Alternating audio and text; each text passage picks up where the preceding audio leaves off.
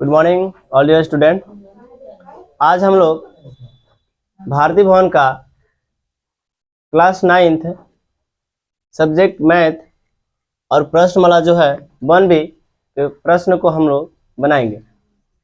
तो 1B का पहला प्रश्न क्या है, आइए हम आपको बताते हैं। पहला प्रश्न ये है, कह रहा है कि निम्नलिखित में कौन सी संख्या अपरिमेय है। यानी हमें 4 ऑप्शनों में ढूंढना है कि कौन अपरिमेय संख्या है।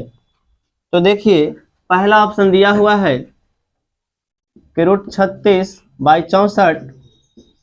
दूसरा ऑप्शन दिया हुआ है √3 है, और तीसरा ऑप्शन दिया है कि -9/49 रूट अंडर। फिर चौथा ऑप्शन दिया है 9/81 रूट अंडर। ये है। अब हमने आपको परिभाषा बताया था कि वैसी संख्या जो p/q के रूप में नहीं होती है उन्हें अपरिमेय संख्या कहते हैं।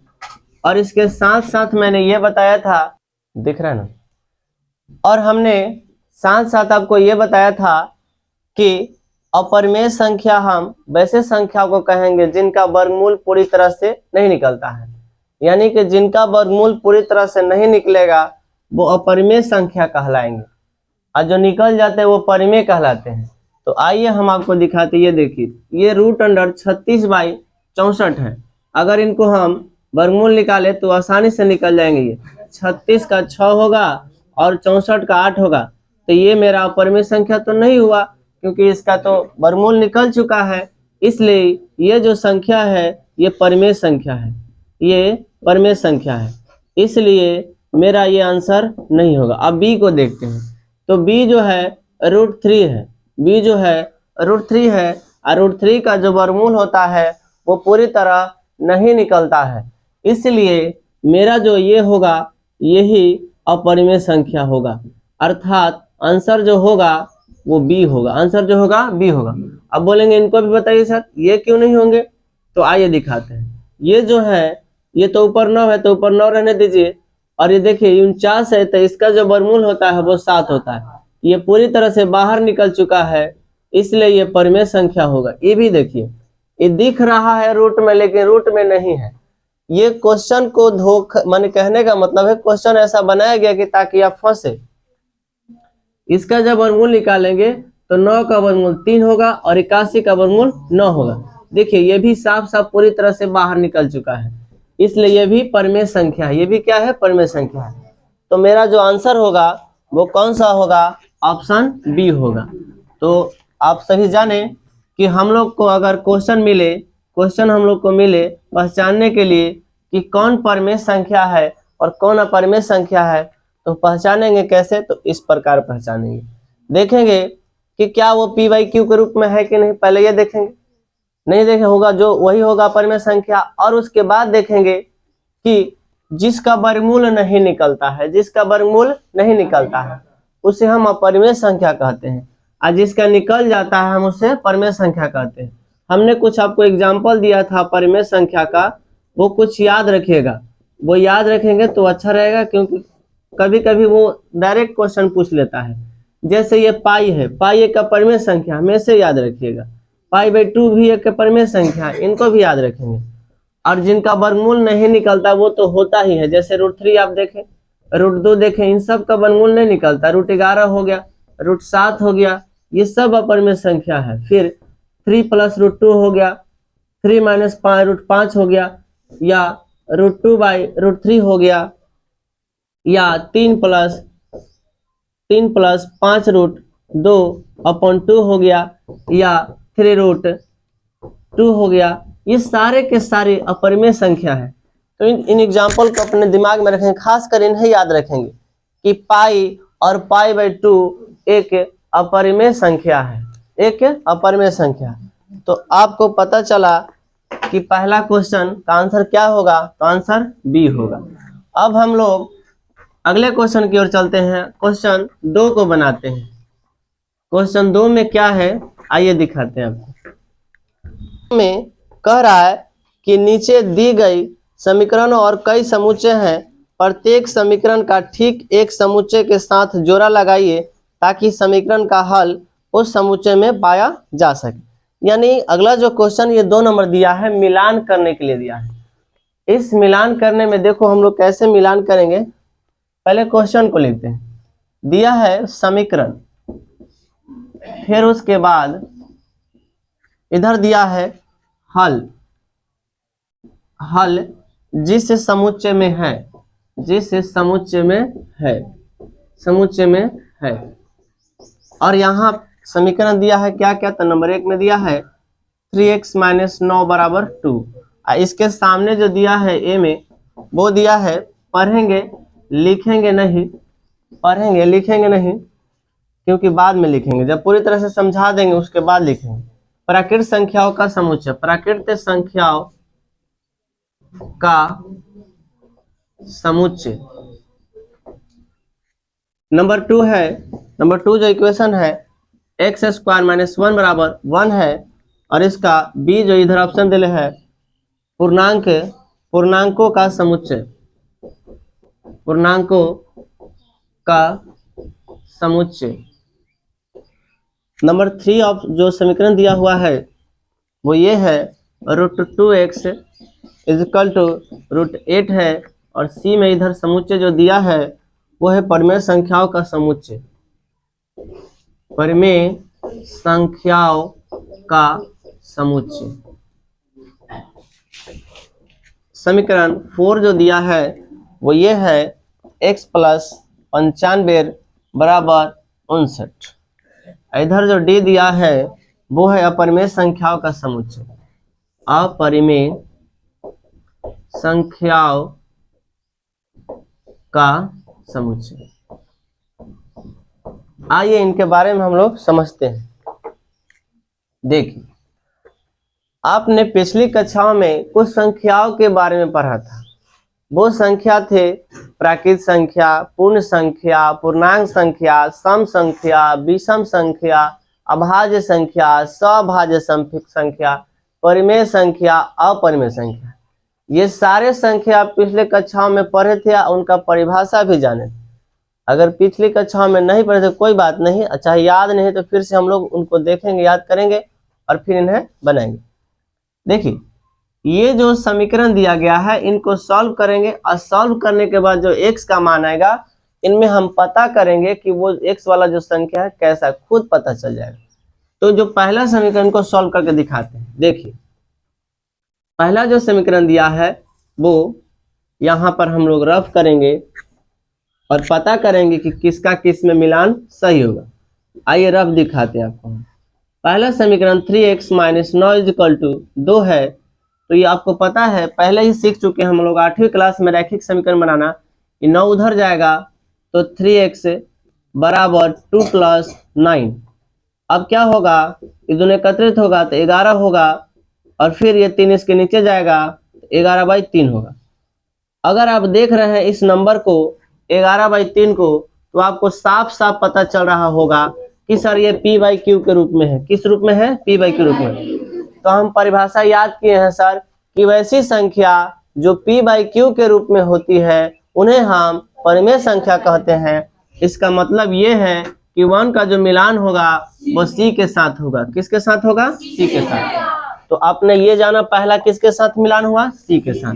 अब अगला क्वेश्चन ये जो है, ये समीकरण 2 है, इनको सॉल्व करते हैं। ये समीकरण 2 जो है x² - 1 = 1, इनको सॉल्व करेंगे तो ये एक उधर जाएगा तो 1 + 1 हो जाएगा, x² = 2 होगा, और यहाँ से स्क्वायर हटेगा तो √2 हो गया। अब इन पे ध्यान दीजिए कि जो √2 है, ये √2 जो है ये कैसी संख्या है। अभी तुरंत पीछे बताए हैं कि √2 हो गया, √3 हो गया, √3 हो गया, √7 हो गया, √5 हो गया, √11 हो गया। ये सारे के सारे अपरिमेय संख्या है। क्यों? क्योंकि इनका वर्गमूल नहीं निकलता है, जो कि p/q के रूप में नहीं है। इसलिए ये जो है ये क्या हो गया, ये अपरिमेय संख्या हो गया। अपरिमेय संख्या दे रहा है, इसलिए इस 2 का जो मिलान होगा इस d के साथ होगा। किसके साथ होगा? d के साथ होगा। अब आगे चलते हैं, इसको देखते हैं। ये अपरिमेय संख्याओं का समुच्चय बोल रहा है, इसलिए कि इसके साथ तो होगा डी के साथ। आगे बढ़ते हैं, क्वेश्चन नंबर 3 को सॉल्व करते हैं। मैंने 3 समीकरण को सॉल्व करते हैं। ये 3 क्या है, √2x बराबर √8। आपको पता है कि जब यहाँ से रूट हटेगा तो इसके नीचे जाएगा, और x बराबर √8 है, अब आई √2। अब जब ये कट जाएगा तो 2 चौकी 8 होगा, और सुनिए ध्यान से, रूट क्या आ जाएगा 4, और √4 का वर्गमूल जो होता है वो 2 होता है। क्या होता है 2। आप याद कीजिए कि 2 एक क्या है, या तो बोल सकते हैं प्राकृतिक संख्या है, या पूर्णांक संख्या है, या बोल सकते हैं पूर्ण संख्या है। क्यों? क्योंकि हम पढ़े थे सर, प्राकृतिक संख्या का परिभाषा ये होता है कि वैसी संख्याओं का समूह जो 1 से लेकर इन्फिनिटी के बीच में पाया जाता है। अच्छा, इसका दूसरा परिभाषा ये बताए थे कि जो गिनती में जितने भी नंबर काम में आते हैं, जो गिनती में जितने भी नंबर आते हैं वो सारे के सारे प्राकृतिक संख्या कहलाते हैं। क्या कहलाते हैं? प्राकृतिक। तो इसमें पूर्णांक भी है और प्राकृत भी है, पूर्णांक भी है प्राकृत भी है। तो अभी हम कंफ्यूजन में पड़ गए। कंफ्यूजन में इसलिए पड़ गए क्यों? क्योंकि सर अभी हम या तो इसमें भी मिला सकते हैं या तो इसमें भी मिला सकते हैं, लेकिन जैसे हम चौथा समीकरण को हल करेंगे तो मेरा कंफ्यूजन क्लियर हो जाएगा। पता चल जाएगा कि ये इसमें मिलेगा या ये इसमें मिलेगा। तो हम पहले इनको 4 को भी संगे संगे सॉल्व करते हैं, उसके बाद मिलाएंगे, नहीं तो अभी गलत हो जाएगा। तो नंबर 4 जो इक्वेशन है ये है x + 95 = 59। अब देखिए 95 जब उधर जाएगा तो क्या होगा, 59 - 95, और घटेगा तो देखिए माइनस कितना देगा, 15 में से 9 गया 6, 8 में से 36 देगा माइनस। अब देखिए क्लियर हो गया। अब देखिए क्लियर क्या हुआ कि पूर्णांक का हमने परिभाषा बताया था कि वैसी संख्या जो -इन्फिनिटी से लेकर इन्फिनिटी के बीच में पाया जाता है और साथ साथ 0 भी ले लिया जाता है, उसी को कहते हैं पूर्णांक संख्या। तब माइनस का सारा नंबर अब प्लस का सारा नंबर और संगे संगे 0 भी क्या होता है, पूर्णांक होता है। तो यहाँ पर क्या दिया, -36। तो देखिए ये पूर्णांक है, क्या है, ये एक पूर्णांक संख्या है। तो इसलिए ये किस में मिलेगा, पूर्णांक में, और ये किस में मिल जाएगा, ये प्राकृतिक में। क्लियर हो गया? बात समझ में आई आपको? तो इन्हें वीडियो को रोक करके लिख लेंगे, फिर अगला क्वेश्चन हम बताते हैं। हम लोग अगला क्वेश्चन 3 बनाएंगे। तो 3 क्वेश्चन को बनाने के लिए पहले हम लोग कुछ मुख्य बिंदु को जान लेते हैं। अगर वो याद कर लेंगे तो हमारा जो तीसरा क्वेश्चन है वो भी बन जाएगा। तो ध्यान दीजिए वो मुख्य बिंदु क्या क्या है उन्हें याद करते हैं। कुछ महत्वपूर्ण तथ्य।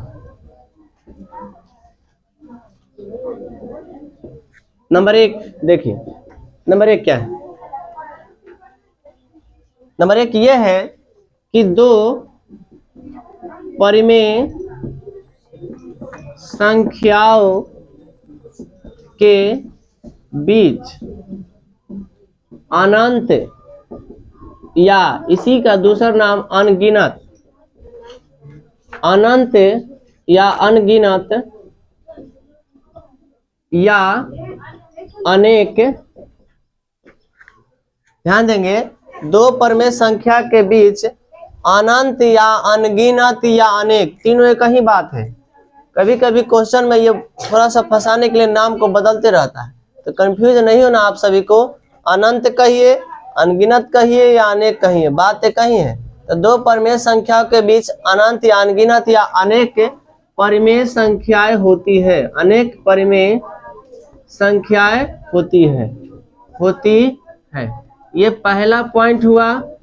और दूसरा पॉइंट देखिए, दूसरा पॉइंट ये है कि जिस प्रकार अपरिमेय संख्याओं के बीच में अनंत परिमेय संख्या होती है, उसी प्रकार 2 अपरिमेय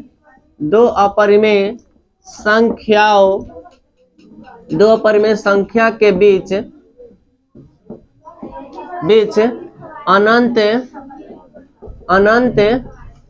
परिमेय संख्याएं होती है। ये दूसरा पॉइंट हुआ। अब बात करते हैं तीसरा पॉइंट। जिस प्रकार परिमेय और अपरिमेय के बीच में अनंत होती है, उसी प्रकार दो वास्तविक यहाँ पर वो लगा देंगे, दो वास्तविक संख्याओं के बीच अनंत वास्तविक